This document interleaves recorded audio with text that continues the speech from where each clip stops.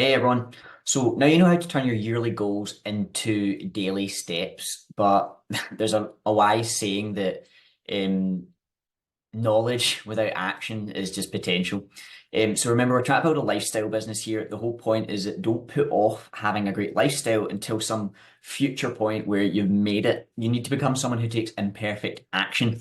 And when I say action, I'm not talking about changing your whole life overnight or committing to these grand gestures or huge goals. Life is not a sprint or a marathon. It should be a stroll in the park. You've got to enjoy your life. That is the whole point of having a lifestyle business. Again, just using that analogy, everyone says life's a marathon or a sprint. It's really neither. You know, few can get up and run a marathon from day one, but anyone can take a few small steps a day, and that's what we're going to do here right now. I'm going to show you how to plan in years, but take small actions daily to steer your life in the direction that you want. It all starts with planning your day. So, the theory behind this is what you do every day becomes your life. You are what you do. When what you want your life to look like for the next 5, 3, 6, 7, whatever it is years, you need to figure out what you're going to do every day. We're going to take all of those actions that we've taken in the previous step, your grand goals, your big visions of what you want your life to look like. We've broken it down into daily steps, repeatable things that you can do every day to take yourself in the right direction. And now we're going to put them into a daily schedule. Once you've got your daily schedule there, we're just going to work on it one day at a time. It really is as simple as that. Simple obviously doesn't mean easy. We do live in the real world, and the real world is a complicated, distracting, messy place. So you've got to remember to be easy on yourself. You know, there's always going to be more tasks to fit in. As a solopreneur, time is your number one resource, and there is never going to be enough time. The better you get at your job and the more successful you are at your job, the more tasks you're going to have to do. So remember that. But you don't need a way to get through more tasks. The purpose of this is not to teach you to be more productive and churn your way through more tasks. There's always going to be more tasks. The purpose of this is to teach you to work on the right things at the right time and to get out of your business at the right time. Your job is to get in during the morning, get the right things done, and get out. You know, don't just work on till 10 o'clock. That is hustle culture bullshit. So, if you stick to the schedule that you design for yourself, for the most part, you're going to be moving in the right direction while still having a life and at the same time living the life you want. So, we're going to jump into the schedule just now. Before we do that, I'll just say why is it so important to design a schedule and to plan down to a daily and even hourly level. Some people say it seems anal and it's too much for them. They just want to wing it. Stuff comes up or whatever. The reason why I make you do this is because time is your most important resource as a solopreneur. Many people don't plan their day and then they wonder why they spend all of their days fighting fires. Most people tend to default to organizing their day out of their email inbox. Just remember that your email inbox is a list of other people's priorities. And if you're working on other people's priorities, you're never going to have time to work on yourself or your own business. Now, time is different for everyone. I consult for, 6 and 7 figure business owners, and I have students who are single parents also working a full-time job and doing this as a side hustle. They're in very different situations and very different points of their journey. Everyone has a different amount of agency over their own time. That is out with your control. All that you can do is control the time that you do have, and don't stress about that. It might just take you a little bit longer. Don't listen to the gurus who tell you need to build, a 6 figure business in 10 days. Slower is absolutely fine. And remember, on social media, you're going to see a lot of overnight success stories. How would you define an overnight success? Is it when they started side hustling? Is it when they hit their first 10K? They're all selectively picking their stories. So just remember that everyone has a different amount of freedom and time, and this is your life. There is no correct pace. Success is different for everyone. So don't get frustrated if you have less time than other people. Firstly, you can grab a copy of the weekly schedule template in the comments below. You can download the worksheet. It's an Excel sheet, or sorry, a Google sheet. We're going to work through it and I'm going to explain to you how I organize my schedule. This is just what works for me. You're going to customize it to yourself. But this is how I run a multi 6 figure agency on a 22-hour work week. We're going to jump into it just now. Just bear with me while I share my screen.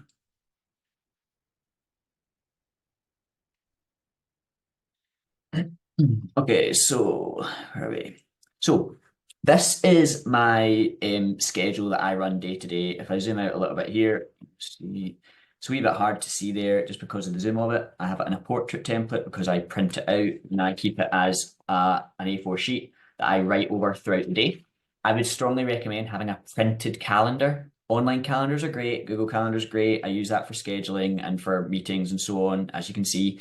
But having a printed calendar is a very powerful tool because it keeps things in the here and now. So I'm just going to walk you through the schedule that I use. So firstly, you'll notice a couple of things about the schedule. There's a sidebar, there's a top bar, and then obviously there's the days, Monday, Tuesday, Wednesday, Thursday, Friday. And there's a couple of things here that I'm going to explain. First thing you'll notice is that I theme my days. The reason why I do this is to make sure that I'm working in batches and not, sporadically jumping between tasks. So Monday, that's when I have my most energy. I tend to work on big picture tasks. That's the thing that's moves the needle. It's the most important task to my business and to my growth. On Tuesday, I'm still running a business. I have to do a certain amount of maintenance to keep jobs going out the door, to keep clients happy. So Tuesday is the day that I focus on jobs for clients. It's kind of my maintenance task days, the bare minimum that I need to do in order to keep clients happy, produce work, fulfillment, keep the team moving along, that kind of thing. Wednesday is when I focus on my education business, Life by Design. I do my writing, my marketing, I review data, I make strategic decisions. Thursday is mostly my kind of bitty day. It's kind of the last day that I work during the week, and it tends to be when my energy is lowest. So I take calls, which I find is a low energy activity. You might disagree, but I basically take client calls, sales calls, free consultations, and in between those calls, I will do bitty work, little bits of tidying up that need done from things that have ran over during the rest of the week. On a Friday, I basically take Friday for myself. And now this looks like it's an empty day, but actually this is one of my most important days. This is where all of my best ideas happen. This is where my strategies get made. This is where I do my big thinking. And this is where I recuperate so that I'm at my best for the other 4 days. Most people default to the 9 to 5, and it's a really outdated way of working. As a solopreneur, as a remote worker, as a knowledge worker, there is no reason why you should tie yourself to an outdated mode of work. You should organize your week however it works best for you. If you have other responsibilities, the first thing to do is plug them into this calendar. If you're going to you need to walk the dog in the morning, if you need to take your kids to work, whatever it is, plug these into the calendar and block off those times so that you can't fill them up. We live in the real world. This needs to be a real world calendar. Okay, so that's the themes. The next thing you'll notice is that I have a sort of habits checklist. This is stuff I do every morning. Most of this is about removing decision overwhelm. I'm going to zoom in a little bit on that. And so you want to be removing as much choice overwhelm, they call it, as possible. So you don't need to decide what you're doing every morning in terms of what you eat, what you wear, your routine. This should be automatic, because when you run an autopilot and have habits, it frees your brain up to think through the day and to plan the day and to problem solve in advance. So this is the stuff I do every morning on autopilot. The very first thing I do every morning, usually on my morning walk, is I think for the day. And then the first thing I do is I basically write down my MIT, or most important thing. This is really the one task that I want to get done today. Now, they say that being a solopreneur is having 100 things to do every day and only getting one of them done. So this is where I write the one thing that I'm going to get done that day, and it is non-negotiable. And then after that, I write my bonuses. So this is like 2 or 3 things that I think it'd be nice to get done, but it might not happen. If it doesn't, I'm not going to beat myself up because I got my most important thing done. 3 or 4 in one day is quite ambitious. Most people set like 8 or something like that, and realistically, they're not going to get that done. So that's the top row. Before I go into what I do in each day, I'll go down the sidebar here and explain this. So as I've said, I theme my days. I also theme parts of my day. So in the morning, I tend to have my highest energy levels. So in the morning, I immediately do what I call deep work or focus work. If this is a foreign concept to you, I would strongly recommend reading Deep Work or Flow. Both of those books are phenomenal books that will change the way you live and work and think, and will basically give you the superpower to get more done in 2 hours than most people do in a whole work day, especially if you nurture that habit. It is a skill that you need to learn. It takes years to get into a proper deep work habit. It's almost like a ritual. And basically, when I come into my office in the morning, this is my home office. Spent 5 months building it. I'm very proud of it. It's in my garden, surrounded by nature. When I come in, I turn on the lights. I turn on my speaker. I have a little Zen sand thing I turn around. I check my calendar, switch on my computer. That's my little ritual. I do it in the same order every time. And then I sit down here, I clean up my desk so everything's tidy. There's nothing to distract me. And then I basically get to work on my most important thing for that day. For usually it takes me an hour, 2 hours of focused, solid work. Another tool that I use to facilitate this, it puts your brain, it's like a crazy tool, it's mad, but it puts your brain into like super focus mode. It's called Brain FM. I highly recommend signing up to this. It's like AI generated music that basically it basically adjusts your brain waves to get your brain into deep work mode. So that's what I do for the first couple hours of the day. Then I have a little wind down period. You can't, after deep work, your brain's going to need a rest. So I basically I take a break, usually, short break, grab a coffee, walk to the house, take the dog another short walk. After that, I'll usually do a low energy task that doesn't require much thinking. So I might chase up inquiries that have already been through the sales call just to follow up. I might do a bit of housework, listening to an audiobook, do a bit of learning while I do the housework, and then I'll walk the dog or, have lunch. Again, what I find is basically after I eat lunch, I'm a zombie. I am absolutely friggin' useless after I eat anything. So I just account for that. After I eat, I pretty much don't do work. I just play. I'll catch up on my LinkedIn. I'll go on YouTube. I'll basically do some leisure stuff. I'll go in the garden, something like that for almost like an hour usually it takes me to get back into the mood. And then the second part of my day is what I call low energy or shallow work. This is what you call maintenance tasks that basically keeps my business running but doesn't grow the business. It adds value in that it makes money, but it doesn't add value in that the business doesn't grow. It's just keeping the business turning over. So that's why I call them maintenance tasks.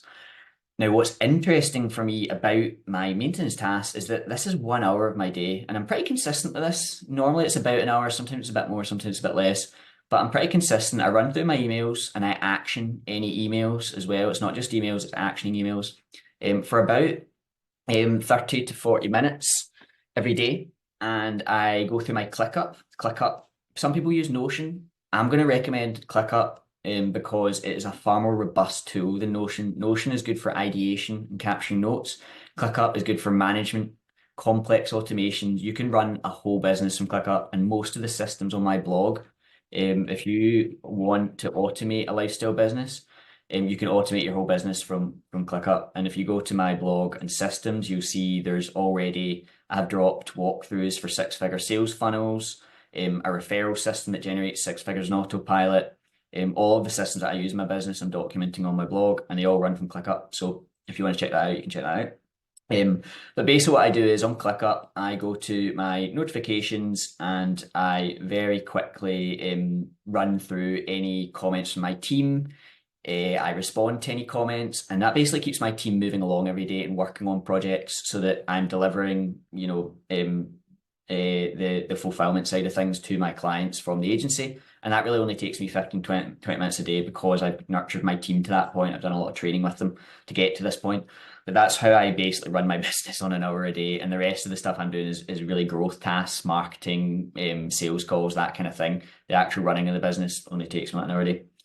After that, again, just in terms of we live in the real world, you're not a robot. I allow myself to be distracted, and I allow 15 minutes for like LinkedIn, checking Instagram, going on YouTube, basically just fannying about, to use a technical term. And I usually pack it in about 4:30 and I do a wind down. I'll usually do a short workout, a weights workout, maybe like 15 minutes.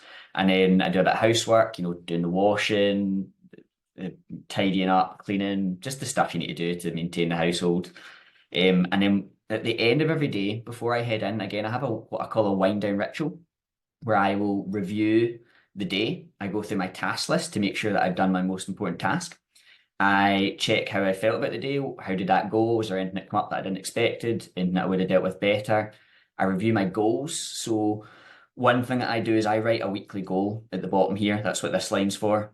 Usually my weekly goal is related to my most important tasks every day, but it might be something like, redo my nurture series or come up with an outreach strategy for it. I don't know. I'm just making it up. But usually I have a weekly task that kind of runs through the whole week. So I'll check in with that to make sure that I'm working on it every day, Because if you don't do that, you'll forget and you'll get distracted, and your daily thing will be random, whatever occurs to you. I review the goals and then I plan tomorrow. That's the most important thing. So I go through tomorrow and I fill out all these boxes. And what I actually do is I write them in. Again, this is why I like to use a printed paper schedule, because what I do is I go through the day is that I stop the share. What I'll do is I actually will write down my tasks, and as I work through the day, I cross them out. Again, we live in the real world. I'm fond of this phase, but it's true. You will not stick to your schedule. Things will come up, someone will knock the door, the postie will come, your phone will ring, something will happen, and your schedule will get knocked out. Something will, even if a task just takes you longer than you think, your schedule will get knocked out. So then when that happens, what I do is I basically score it off, and every hour I update my schedule, say where I am, I write the next task in, I score out what was off, I move things about. Basically, the most important thing is to have a plan. It doesn't matter if that plan changes, as long as you've got a plan, you're working intentionally on the right things instead of just working on whatever comes along. If you don't do this, I promise you, you'll default to operating from your email and you'll be working through a list of other people's priorities. And that's what I want to avoid here. So going back to my screen share, the actual schedule, let's go through what my actual schedule looks like. So this will be different for everyone. Again, your life will be different from mine. But on a Monday, it's big picture stuff. I'll work through big picture tasks, usually related to business growth, products. I'll be developing my program. I will be writing, stuff like that. And that's most of my Monday.